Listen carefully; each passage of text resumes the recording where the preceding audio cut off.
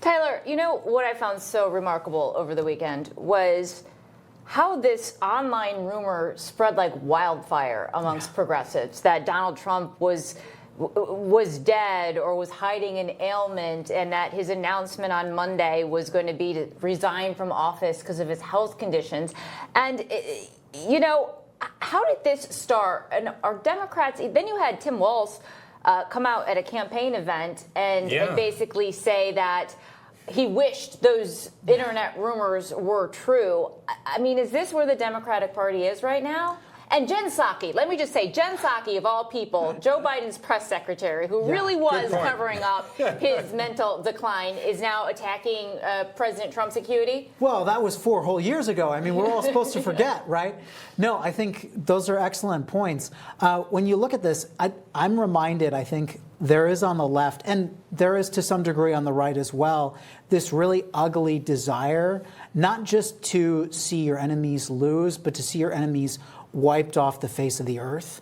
And you see that with this automatic, oh, Trump must be dead. We're not hearing from him in a few hours. You know, this is one of the most. It was 48 hours. Yeah, exactly. He's on air. He did a press event every day last week. And I think there are a lot of Democrats, most Democrats, I would hope, who don't harbor this secret desire to see the President of the United States dead. But the fact that we saw this mini, it is a scandal in the legacy media when suddenly they're immediately running with this. We haven't seen him for 48 hours. How long do we go without seeing Joe Biden on multiple stretches?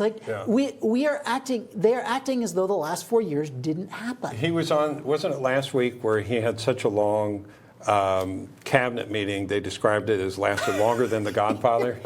It was longer than 3 hours. It went longer than 3 hours. And so then he did take a little time off. You can't blame him for that. And as if he were sick, like it wouldn't come up at some point. What are they going to put out an impressionist?